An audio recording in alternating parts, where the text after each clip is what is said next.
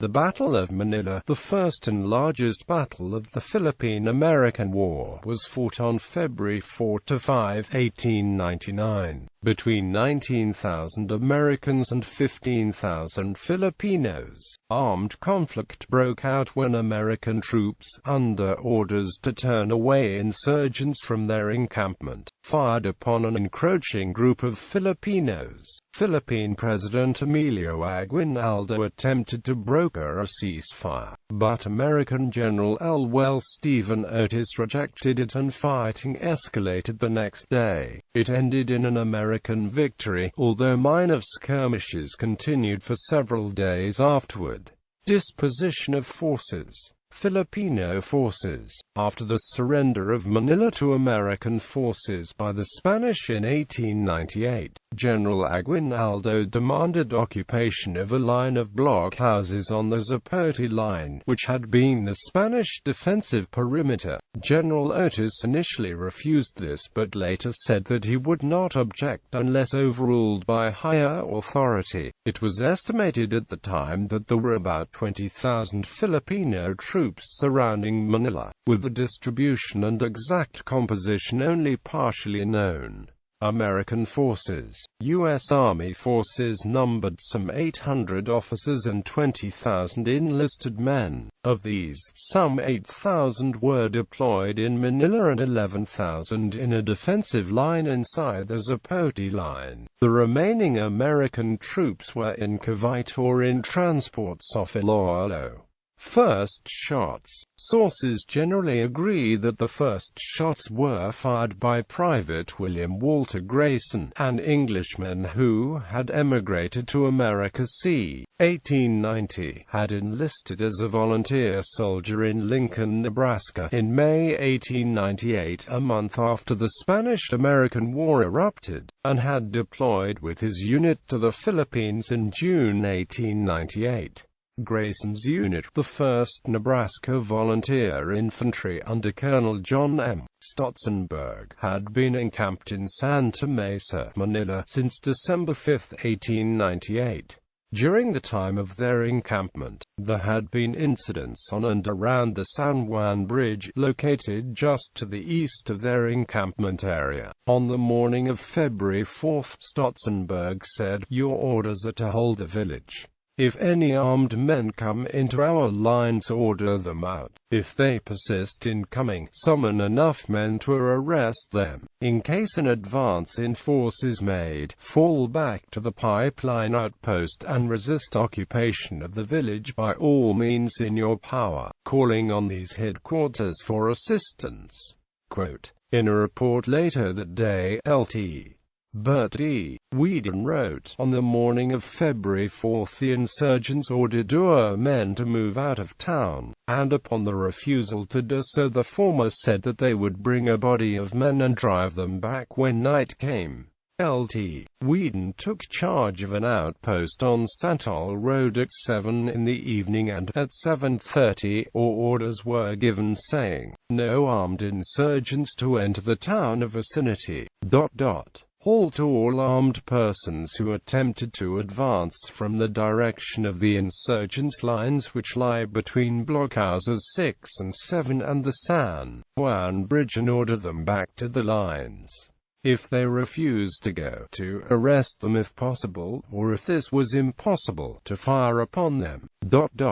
Patrol each of the roads leading to blockhouses 6 and 7 for 100 yards every half hour, north-northeast of a point where the water pipe crossed Santol Road." At about 8 p.m. on February 4, 1899, Grayson, along with Private Orville Miller and one other man, advanced from Santol towards Blockhouse 7, suddenly encountering 4 armed men after about 5 minutes of patrolling. According to Grayson's account, he and Miller called halt, and, when the 4 men responded by cocking the rifles, they fired at them and retreated to Santol. Personal accounts by Grayson claim that he dropped 2 and Miller 1, but neither American nor Filipino official reports mention anyone being hit. Some sources assert that the encounter took place on San Juan Bridge. A marker which had stood on that site was ordered moved to Santa Mesa in 2003 by Amberto Campo, then chairman of the National Historical Commission of the Philippines. After research by Dr. Benito Lagarde concluded that the shot was fired somewhere between Blockhouse 7 and Barrio Santol on the connecting road that is now Sasayago. Reactions of Aguinaldo and Otis.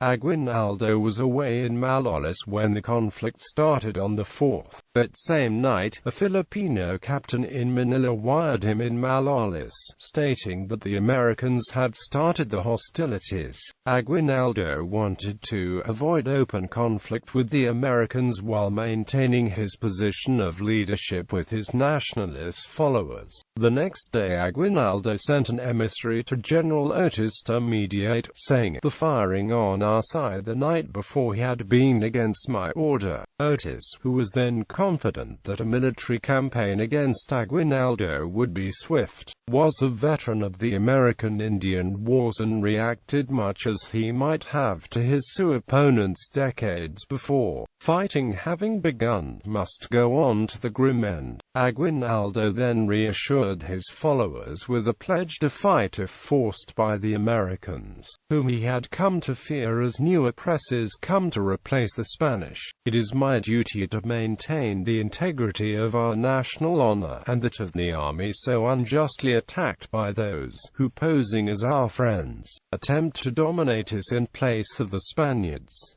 Therefore, for the defense of the nation entrusted to me, I hereby order and command, peace and friendly relations between the Philippine Republic and the American Army of Occupation are broken, and the latter will be treated as enemies with the limits prescribed by the laws of war."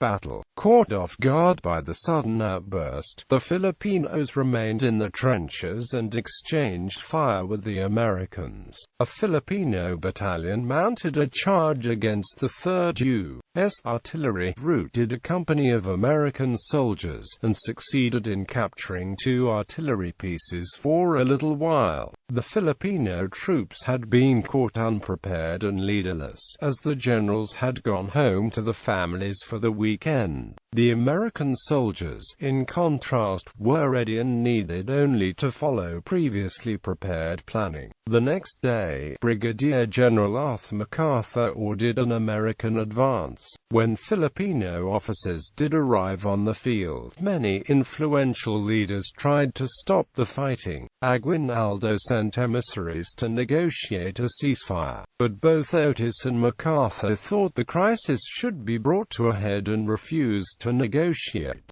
General MacArthur, in command of the north of Manila, had developed a defensive plan which called for his entire division to launch an all-out offensive along the Santa Mesa Ridge in the event of attack, capture the blockhouses, and seize the Chinese hospital and La Loma Cemetery. General Anderson, along the southern lines, believed he faced imminent attack, so with permission from Otis, he sent his entire division in a preemptive strike at first light. Brig. Gen. P.O. Del Pilar's forces fled into the Pasig River where many drowned. The Battle of February 5 was fought along a 16-mile front and was the biggest and bloodiest of the war. It involved all or part of 13 American regiments and thousands of Filipinos. American casualties totaled 238, of whom 44 were killed in action or died from wounds. The U.S. Army's official report listed Filipino casualties as 4,000, of whom 700 were killed, but this is guesswork. The Filipinos were shocked when the Americans attacked. They were used to Spanish tactics of retreating into fortified cities after a nighttime raid. MacArthur's attack in the north captured the ridge overlooking Manila. After initial confusion, Brigadier General Thomas M. Anderson's attack in the south captured the village of Pasay and Filipino supplies stored there. The Filipinos were counting on an uprising by the citizens of Manila to divide American forces and interrupt American supply lines. Although some fires were set inside the city, no general uprising occurred, since Provost Marshal Brig. Gen. Robert P. Hughes' Provost Guard quickly suppressed any disturbances. However, some small units of Philippine soldiers who had not been part of the force that was routed, skirmished with the Americans for several days on the outskirts of Manila before being driven out. Aftermath. While both sides suffered losses, the Filipinos suffered far greater casualties. The Americans lost 50 to 60 killed and more than 200 wounded. The Filipinos suffered the loss of more than 500 killed, wounded, or captured. The high casualty figures are due largely to the Americans' use of artillery, warships and firearms.